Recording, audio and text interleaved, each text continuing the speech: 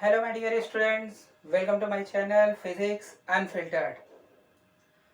तो पिछले कुछ लेक्चर्स में हमने बात की है क्वांटम मैकेनिक्स एंड उससे रिलेटेड टॉपिक्स की।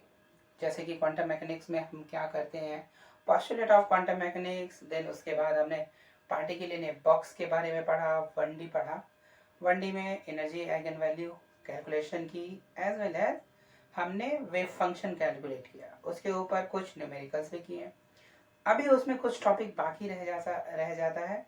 जैसे कि 2 डायमेंशनल में अगर कोई बॉक्स 2 डायमेंशनल है तो क्या होगा, 3 डायमेंशनल है तो क्या होगा। इसके साथ ही साथ कुछ न्यूमेरिकल्स उसमें करने होंगे कि अगर 2 डायमेंशनल में कोई पार्टिकल है किसी एनर्जी स्टेट में, वो लोअर एनर्जी स्टेट में आता है तो एनर्जी जो रेडिएट होती है उसकी फ्रिक्वेंसी क्या होगी, एंड वगैरह वगैरह। ठीक है, तो इस तरीके के कुछ प्रॉब्लम्स बचते हैं हमारे सॉल्व करने के लिए। साथ ही साथ हमने कुछ बात की थी प्रोबेबिलिटी डेंसिटी की, कि प्रोबेबिलिटी डेंसिटी क्या होती है। ठीक है, वेव फंक्शन हमने जब सबसे पहले डिस्कस किया था वेव फंक्शन के बारे में, तो उसकी कैरेक्टरिस्टिक समझी थी, प्रॉपर्टीज समझी थी, एंड प्रोबेबिलिटी डेंसिटी के बारे में जाना था। इसके बाद एक्सपेक्टेशन वैल्यू पढ़ी, हाइजेनबर्ग अनसर्टेनिटी प्रिंसिपल पढ़ा। तो ये सब चीज़ें हमने पढ़ी हैं, लेकिन आज हम एक डिफरेंट काइंड के टॉपिक को लेकर आए हैं। मेरे कुछ स्टूडेंट्स हैं जो कि इनफैक्ट क्वांटम से रिलेट नहीं करते। कुछ ऐसे स्टूडेंट्स हैं जिन्हें सिर्फ और सिर्फ फंडामेंटल फिजिक्स या जनरल फिजिक्स ही पढ़ना होता है। ठीक है, आप में से भी बहुत लोग होंगे जिनके कोर्स में, आप कितने भी साल पढ़ लीजिए, उनके कोर्स में क्वांटम का कुछ पार्ट ही नहीं आता, और जितना आता है तो इनफैक्ट उतना हमने अभी तक डिस्कस किया है। इसके अलावा अभी क्वांटम में और भी टॉपिक्स होते हैं, जैसे हार्मोनिक ऑसिलेटर हो गया, एंगुलर मोमेंटम का टॉपिक हो गया, हाइड्रोजन एटम हो गया, देन बॉर्न ओपेनहाइमर अप्रॉक्सीमेशन हो गए, और भी बहुत सारे टॉपिक्स हैं, बट उसमें हम बाद में आएंगे। आज जो टॉपिक हम लेकर आए हैं वो बेसिकली एक जनरल फिजिक्स का टॉपिक है, एक मॉडर्न फिजिक्स का टॉपिक है। क्या टॉपिक है उस पर हम बाद में आते हैं, बट बिफोर दैट ये एक ऐसा टॉपिक है जो आप किसी भी कोर्स में पढ़िए। अगर आप फिजिक्स पढ़ रहे हैं तो आई होप कि इसके बारे में जानना बहुत ही ज़्यादा ज़रूरी होता है। आपने देखा भी होगा, जस्ट आपको एक मैं शो कर देता हूं कि आज क्या टॉपिक हम डिस्कस करने वाले हैं। ठीक है, आई होप ये लाइट आपको दिख रही होगी, तो एक्सपेक्ट करते हैं कि आपको समझ में आ गया होगा कि आज की टॉपिक है क्या। ठीक है, तो आज हम बात करने वाले हैं एक बहुत ही इंपॉर्टेंट टॉपिक की, मॉडर्न फिजिक्स के बहुत ही इंपॉर्टेंट टॉपिक की, जिसका नाम है लेजर। लेजर के बारे में बात करने वाले हैं हम। लेजर है क्या? ठीक है, लेजर में हम क्या चीजें देखते हैं, क्या उसकी प्रॉपर्टीज हैं, कैरेक्टरिस्टिक्स हैं, एंड किस टाइप से वो वर्क करता है। इसके अलावा जो बहुत ही इंपॉर्टेंट चीज आती है वो ये आती है कि इस लेजर में क्या प्रिंसिपल यूज होता है। बारी बारी से हम चलेंगे इसको समझने के लिए, लेकिन उसके पहले हम थोड़ी हिस्ट्री में जाते हैं। हिस्ट्री ये बताता है कि इनिशियली एक्चुअली जो सबसे पहला लेजर बनाया गया वो 1958 टू 1960 के आसपास में बनाया गया था, first laser, that was a ruby laser. ठीक है, लेकिन उसके पहले क्या था, तो लेजर का कॉन्सेप्ट आने में काफी टाइम लगा। जब क्वांटम मैकेनिक्स, प्लैंक ने जब दे दिया कि एनर्जी किस तरीके से डिफाइंड है, फोटोन के टर्म में क्वांटाइज्ड होती है, फिर क्वांटम मैकेनिक्स आया, तो उसके बाद साइंटिस्ट जितने भी उस समय थे उसके माइंड में अलग अलग तरीके के क्वेश्चंस आए। तो एक क्वेश्चन ये भी था कि क्यों ना कुछ ऐसा डिवाइस बनाया जाए जो आगे चल के हमारे बहुत काम आए। तो उस समय उन्होंने बनाया, एक डिवाइस बनाई, इनफैक्ट इंस्ट्रूमेंट बनाई, मैं डिवाइस नहीं बोले, इंस्ट्रूमेंट बनाई, जिसका नाम दिया गया maser, MESER, maser. But maser में फुल फॉर्म पे अभी नहीं जाते हैं, but it is matrix assist stimulated emission of radiation, उस पे नहीं जाते हैं हम इसके कॉन्सेप्ट पे और इसके बाद लेजर पे कैसे आते हैं वो हम जाते हैं। तो मेजर यूज की गई, मेजर में चूंकि माइक्रोवेव था पूरा, ठीक है, उसके रेडिएशन पे काम करता था, तो दिमाग में ये आया कि अगर माइक्रोवेव पिक कर सकता है, तो व्हाई नॉट फोटोन, लाइट क्यों नहीं यूज कर सकते हैं? क्योंकि माइक्रोवेव क्या है, ईएम रेडिएशन का ही एक पार्ट है। तो क्यों ना ईएम रेडिएशन के दूसरे पार्ट को हम यूज करें जो फोटोन यानी विजिबल लाइट या सिंपली लाइट से डिफाइन करते हैं। तो साइंटिस्ट ने उस पर वर्क करना शुरू कर दिया और उसके बाद नियरली 1950 अराउंड में लेजर का कॉन्सेप्ट आया, जिसका नाम इनफैक्ट बहुत ही अटपटा था। क्या कारण था, अटपटा क्या था, उसका पहले हम मेंशन कर देते हैं। That was light oscillation through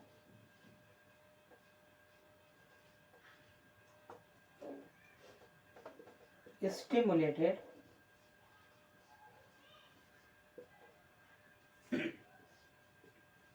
emission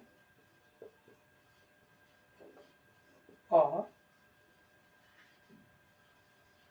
radiation, ये कॉन्सेप्ट आया। ठीक है, तो यहां से साइंटिस्ट ने जो इंस्ट्रूमेंट डिफाइन किया उसका नाम था L O S E and R, ये इस इंस्ट्रूमेंट का नाम था। अब आपको पढ़ने में बड़ा अटपटा लग रहा होगा, लूजर। तो साइंटिस्ट, चूंकि लूजर एक बहुत ही खराब इनफेक्ट माना जाता है, बहुत बैड प्रोनाउंसिएशन थी दैट टाइम, तो नियरली 1950 के आसपास में ही करीब करीब 3 से 4 साल इसके नाम को मॉडिफाई करने में लग गया। तो मॉडिफाई करके जो नाम दिया गया, ऑल बिकॉज क्यों, लूजर प्रोनाउंसिएशन की वजह से इसका नाम मॉडिफाई किया गया। बट एक्चुअल में जो लेजर डिफाइन की गई थी वो सबसे पहले लूजर था, light oscillation through stimulated emission of radiation. तो यहाँ पे ऑसिलेशन टर्म को हटा के क्या रख दिया गया, मैं पूरा फुल फॉर्म लिख देता हूं, light amplification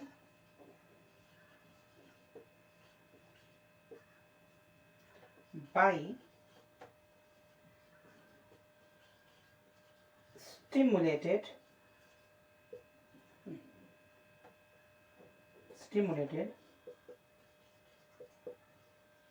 emission of radiation। तो साइंटिस्टों ने ऑसिलेशन, जितने भी उस समय साइंटिस्ट वर्क कर रहे थे लूजर के ऊपर, तो उन्होंने ऑसिलेशन थ्रू को एम्प्लीफिकेशन बाई में कन्वर्ट कर दिया। तो उसके बाद से इसका नाम जो चेंज हुआ लूजर से, वो क्या हो गया, L A S E and are.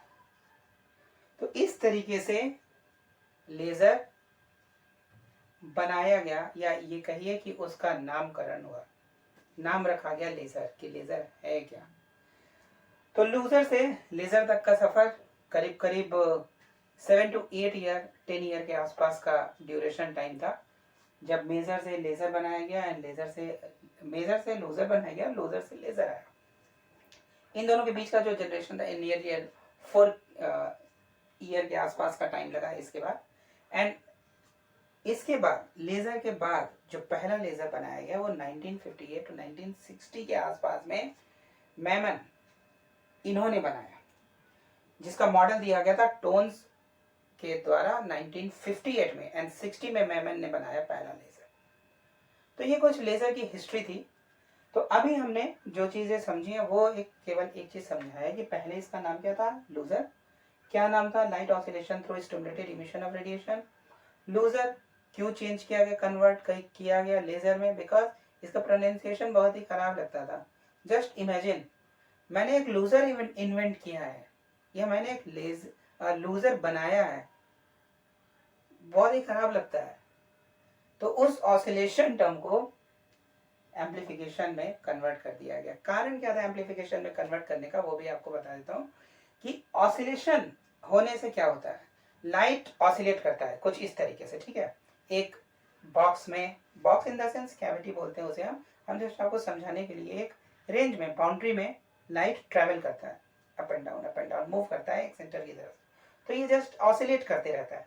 Oscillate करने से इसकी एनर्जी एम्पलीफाई होती है, ठीक है, एम्पलीफाई होती है, इसीलिए एम्पलीफिकेशन टर्म आया। और कोई कारण नहीं है एम्पलीफाई, एम्पलीफिकेशन टर्म लाने का ऑसिलेशन की जगह पे, बस यही रीजन है।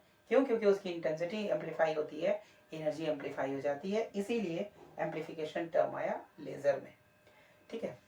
अभी चलिए फुल फॉर्म तो हो जाता है, जिसे हम इनफैक्ट कई बार मैं खुद अपने पेपर में पूछता हूँ स्टूडेंट से अपने पेपर में कि what is the acronym of laser, तो it is nothing but light amplification by stimulated emission of radiation. तो ये कुल मिला के पांच वर्ड से मिलकर बना हुआ है। पहला है लाइट, दूसरा एम्पलीफिकेशन, तीसरा है स्टिमुलेटेड, चौथा है इमिशन एंड पांचवा है रेडिएशन। हम बारी बारी से एक एक चीज को समझेंगे। आज का लेक्चर या आज का टॉपिक जो है वो इन्हीं को समझने के ऊपर है। अगली बार हम और डिटेल में जाएंगे थोड़ा, बट आज हमें केवल यही समझना है, तो बारी बारी से समझते हैं। फाइन, गो।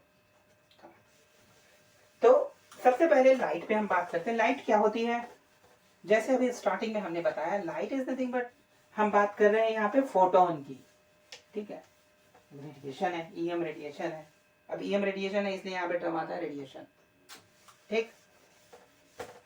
लाइट यानी फोटोन, हम फोटोन के कुछ किसी चीज के बारे में बात कर रहे हैं। अब किस चीज की वो तो अभी बाद में पता चलेगा आपको, जस्ट फोटोन के बारे में बात कर रहे हैं, उसकी कैरेक्टरिस्टिक के बारे में बात कर रहे हैं, ठीक है। तो लाइट का हो जाता है फोटोन, फोटोन हो गई। एम्पलीफिकेशन का मतलब क्या है कि अभी जैसे मैंने बताया एनर्जी एम्पलीफाई करती है, उसकी एम्पलीट्यूड एम्पलीफाई करती है, तो एम्पलीफाई हो रहा है तो that is amplification. I hope कि आप लोगों ने एम्पलीफिकेशन कहीं पे यूज किया होगा, फाइन, आपने कहीं ना कहीं यूज किया होगा। अगर नहीं यूज किया है तो जस्ट एक एग्जांपल दे देता हूँ। अभी आप वीडियो देख रहे हैं, ठीक है, तो मैंने अपने कान में एक माइक लगा के रखी हुई है। माइक क्यों लगाया हुआ है, व्हाट इज द रीजन?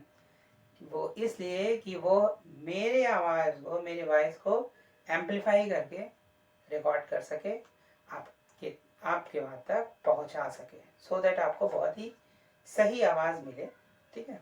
तो माइक क्या यहाँ पे कर रहा है, मेरी आवाज को एम्पलीफाई कर रहा है। तो mike is nothing but a amplifier. Speaker, speaker क्या होता है? स्पीकर एम्पलीफाई का काम करता है। मैं यहाँ पे माइक में बात कर रहा हूँ, स्पीकर लगा दूं तो आवाज गूंजने लगेगी। जो इंटेंसिटी या एम्पलीट्यूड मेरे साउंड वेव की एक छोटी सी थी, उसे स्पीकर क्या कर रहा है, इंक्रीज कर रहा है, तो इट इज एम्पलीफायर, ठीक है। तो और भी जगह पे बहुत सारे, तो यहाँ पे क्या होता है, यहाँ पे कैविटी होती है जो फोटोन को एम्पलीफाई करती है, उसकी एनर्जी को एम्पलीफाई करती है। यहाँ पे जो टर्म आता है स्टिमुलेटेड इमिशन, वो क्या है उस पर हम थोड़ी देर बाद आते हैं, ठीक है, क्योंकि स्टिमुलेटेड इमिशन को समझने के पहले हमें और भी चीजें समझनी होंगी, तो उसमें हम बाद में आते हैं। अभी हमने आप तीन टर्म के बारे में डिस्कस किया। एक है light, that is photon, amplification क्या है वो, एंड रेडिएशन, ईएम रेडिएशन की बात करें बस। स्टिमुलेटेड इमिशन अभी बाकी है, लेकिन उसके पहले हम बात करते हैं लेजर की, कि लेजर की प्रॉपर्टीज क्या है। लेजर का एक्रोनिम तो हो जाता है, प्रॉपर्टीज क्या है। लेजर, पहला लेजर जो होता है वो मोनोक्रोमेटिक बीम, ठीक है। लेजर जो होता है वो मोनोक्रोमेटिक होता है, एक चीज, ठीक है। मोनोक्रोमेटिक का क्या मतलब है? मोनोक्रोमेटिक का मतलब है कि सिंगल फ्रीक्वेंसी या वेवलेंथ की लाइट होती है, ठीक है। उसके बाद क्या आता है, हाई इंटेंसिटी होती है लेजर की, बहुत ही हाई इंटेंस बीम होती है। इतनी हाई इंटेंस बीम होती है कि जो नॉर्मल लेजर लाइट होती है, जैसे मैं अगर ये पॉइंटर की बात करूं, तो इस पॉइंटर की जो एनर्जी है या पावर है अगर इसकी, तो इट इज क्लास 2 लेजर, पहली चीज तो ये। And second thing, it is 1 milliwatt इसका पावर है, 1 मिलीवाट पावर है। लेकिन जो हम दूसरा लेज़र लैब में यूज़ करते हैं, आई होप कि आप लोगों में से बहुत सारे लोगों ने या ऑलमोस्ट सभी ने लेज़र का कोई ना कोई एक एक्सपेरिमेंट किया होगा। तो वो जो लेज़र यूज़ करते हैं that is a diode laser, वहाँ पे वो उसकी पावर जो होती है नियरली 5 मिलीवाट होती है। अभी आपको यहाँ पे हम दिखा देते हैं, ये लाइट पड़ रही है यहाँ पे, आपको आई होप दिख रहा होगा। इसकी इंटेंसिटी इतनी है कि अगर ये आँख में चली जाए तो मे भी आपकी आँख को डैमेज कर सकता है। ये इसकी इंटेंसिटी इतनी है, तो बहुत ही हाई इंटेंस होती है लेज़र लाइट। आप एक ट्यूबलाइट की रोशनी को आराम से देख सकते हो, कोई प्रॉब्लम नहीं है, बट लेज़र लाइट को अगर आप देखने का डायरेक्ट आँख में पड़ रहा है तो आँख आपका डैमेज हो जाएगा, इवन हो सकता है। ठीक है, तो ये चीज़ें हैं, कुछ चीज़ें हैं इसमें। हाई इंटेंस हो गई। थर्ड क्या है, लेज़र लाइट जो होती है वो यूनि डायरेक्शनल होती है, यानी डायरेक्शनलिटी की ये प्रॉपर्टी होल्ड करती है, डायरेक्शनलिटी की। दैट मीन्स कि जो भी लेज़र लाइट है वो सिर्फ और सिर्फ अगर यहाँ से फायर किया गया है तो वो एक ही डायरेक्शन में ट्रेवल करेगी। जबकि वाइट लाइट या सनलाइट या ट्यूबलाइट बल्ब किसी की भी हम बात करें तो उसके जो कंपोनेंट होते हैं वो हर डायरेक्शन में घूमते हैं, डाइवर्ज होते हैं पूरी तरीके से। ठीक है, तो लेज़र लाइट की जो लाइट होती है वो यूनिडायरेक्शनल होती है। ठीक है, इसके अलावा जो सबसे इंपॉर्टेंट पार्ट आता है वो कोहेरेंट बीम होती है। कोहेरेंट का रिलेशन डायरेक्ट रिलेशन होता है मोनोक्रोमेटिसिटी से। ठीक है, तो ये कुछ 3 प्रॉपर्टी हो गई, एक कोहेरेंट हो गया, 4 हो गई, तो हम 4 प्रॉपर्टी यहाँ पे बताते हैं। तो अगर आपसे कोई एग्जाम में पूछता है कि व्हाट इज लेज़र, तो लेज़र इज नथिंग बट, इसका फुल फॉर्म ये है, ये एक डिवाइस होती है जिसकी ये इतनी कैरेक्टरिस्टिक्स है। खत्म, कैरेक्टरिस्टिक लिखिए, एक एक लाइन 2-2 लाइन लिख दीजिए, इट इज इनफ, टीचर को समझ में आ जाएगा कि आप क्या बताने वाले हैं। ठीक है, इसके बारे में बाकी और भी पढ़ा जा सकता है। ठीक, तो अभी ये प्रॉपर्टी हो जाती है। इसके बाद क्या आता है, जो दूसरी चीज है लेजर में, हम लेजर पढ़ने के लिए या लेजर बनाने के लिए हमें किन किन बातों की जरूरत पड़ती है या क्या क्या चीजें इंपॉर्टेंट है। तो लेजर में सबसे पहले अभी मैं टॉपिक बताता हूँ कि कौन कौन से टॉपिक आते हैं पढ़ने के लिए। तो लेजर में सबसे पहला जो इम्पोर्टेंट पार्ट है वो है कि लेजर में मेटास्टेबल स्टेट का होना बहुत जरूरी है। पहला चीज, मैं बारी बारी से लिखते हैं। एक्चुअली लेजर में कई प्रिंसिपल्स इन्वॉल्व होते हैं, उनमें समझने के लिए उनमें से एक है मेटास्टेबल स्टेट का कॉन्सेप्ट। मेटास्टेबल स्टेट, ठीक है, मेटास्टेबल स्टेट ये क्या होता है? नॉर्मल स्टेबल स्टेट तो पता है, मेटास्टेबल स्टेट क्या है भाई? नॉर्मल स्टेट से अगर किसी स्टेट की ये एनर्जी की टाइम पीरियड बहुत ही ज़्यादा है तो उसको मेटास्टेबल स्टेट कहते हैं। अभी फिलहाल इतना पे चलते हैं। क्या डिफरेंस है वो हम बताते हैं। एक्चुअली जो नॉर्मल स्टेट होती है उसकी जो लाइफ टाइम होती है दैट इज 10⁻⁸ सेकेंड होता है, यानी नियरली 10 नैनोसेकेंड के आसपास। बट जो मेटास्टेबल स्टेट होता है उसकी लाइफ टाइम जो होती है वो नियरली 10⁻⁶ माइक्रो सेकेंड होती है, 10⁻⁶ सेकेंड होती है। दैट मीन्स 1 माइक्रो सेकेंड के आसपास, जो कि 1 नैनोमीटर के कंपैरिजन में 1000 टाइम ज़्यादा है। ठीक है, तो लाइफ टाइम इसकी ज़्यादा होती है, कोई ऐसा स्टेट। दूसरा इसमें काम आता है पॉपुलेशन इन्वर्जन का कॉन्सेप्ट आता है। पॉपुलेशन इन्वर्जन ये एक कॉन्सेप्ट आता है। तो इसमें क्या होता है? इसमें ये होता है कि मान लीजिए 2 एनर्जी लेवल्स हैं, जैसे हमने क्वांटम में पढ़ा था कि कई एनर्जी स्टेट्स के बारे में हमने बात की थी। बट हम मान लेते हैं यहाँ पे कि 2 स्टेट्स हैं, एनर्जी स्टेट्स हैं, energy lower state, higher energy state. तो कोई एक ऐसा कंडीशन जिसमें हायर एनर्जी स्टेट में नंबर ऑफ इलेक्ट्रॉन्स और एटम लोअर स्टेट के कंपैरिजन में ज़्यादा हो जाए तो उस कंडीशन को पॉपुलेशन इन्वर्जन कहते हैं। बट एक्चुअल में ये पॉसिबल है नहीं, क्योंकि ज़्यादातर इनफैक्ट सबकी आदत होती है लोअर स्टेट में रहने की, स्टेबल कंडीशन में। अपर स्टेट में जाके रहने की आदत नहीं होती। ठीक है, क्योंकि वहाँ पे एनर्जी लूज होती है, डिक्रीज होती है, बट स्टेबल कंडीशन में एनर्जी बहुत ही रिलैक्स होती है, आप आराम से रह सकते हो। तो सभी लोग ग्राउंड स्टेट में रहना पसंद करते हैं, हायर में नहीं पसंद करते हैं। जब पर कोई ऐसा कंडीशन कि हायर में नंबर ऑफ इलेक्ट्रॉन ज़्यादा हो जाए लोअर के कंपैरिजन में, उस कंडीशन को हम बोलते हैं मेटास्टेबल स्टेट। इसको भी समझेंगे। अभी हम आपको जस्ट इंट्रोडक्शन दे रहे हैं लेज़र की और उसमें यूज होने वाले टर्म्स की। लेज़र की प्रॉपर्टी हो गई। इसके बाद आता है थर्ड, पंपिंग। अब लेजर है तो यहाँ पे पंपिंग का मतलब है पावर देना। पंपिंग का मतलब ये है कि हमने जैसे अभी बात की है, चलिए एक और टर्म पहले लिख देता हूँ फिर बात करते हैं। Optical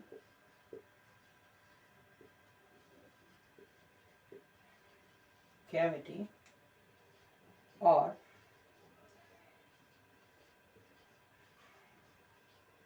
resonator. तो ऑप्टिकल कैविटी जो होती है उसमें पावर देने के लिए जो प्रोसेस होता है उसे पंपिंग बोलते हैं। पावर किस चीज को देने को भाई?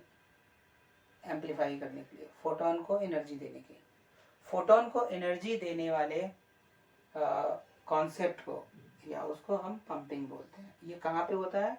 कैविटी या रेजोनेटर के अंदर होता है। ठीक है। इसके अलावा क्या है? इसके अलावा ये जितने भी चीजें होती हैं, तो आई होप आपने इंटरफेरेंस पढ़ा होगा। आई होप नहीं पढ़ा है तो यहाँ पे इंटरफेरेंस क्यों पढ़ाया था उसका रीजन है क्योंकि लेजर में एक इंटरफेरोमीटर यूज होता है जिसका नाम है फेब्री पेरट इंटरफेरोमीटर।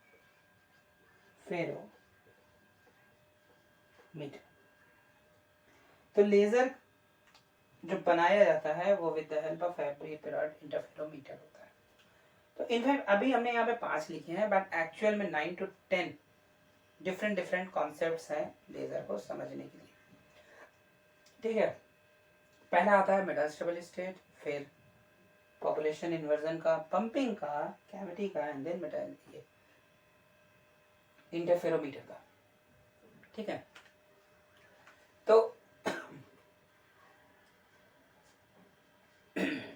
तो आज हम इतने पे ही चलते हैं। ठीक है। अगली बार हम जब मिलेंगे तो आपसे हम बात करेंगे इन 2 लेटर्स के बारे में, विच इज स्टिमुलेटेड इमिशन।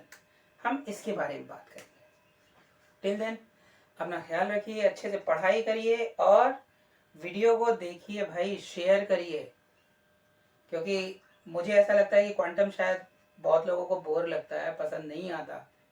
तो इसीलिए हम एक नए टॉपिक को भी लेकर आए सो दैट जो बच्चे हैं फर्स्ट सेमेस्टर या सेकेंड सेमेस्टर में, चाहे वो इंजीनियरिंग के हों, चाहे साइंस के हों, कहीं के हों, इवन +2 में भी लेज़र पूछा जाता है। तो इसीलिए हम स्टूडेंट्स के कहने पर, मेरे जो स्टूडेंट्स हैं उनके कहने पर लेज़र टॉपिक लेकर आए। तो आपको अब वीकली 2 लेक्चर्स वीडियो में मिलेंगे, एक रिलेटेड टू जनरल फिजिक्स या मॉडर्न फिजिक्स और दूसरा हमारा वो कंटिन्यू रहेगा क्वांटम मैकेनिक्स का। ठीक है। तो चैनल अगर सब्सक्राइब नहीं किया तो चैनल सब्सक्राइब करिए और जल्दी से जल्दी वीडियो को शेयर करिए। कुछ ना समझ में आए क्वेश्चंस पूछिए कमेंट बॉक्स में, कमेंट लिखकर। Till then have a good day and take care and don't forget to press the bell icon. Thank you for watching. Thank you very much.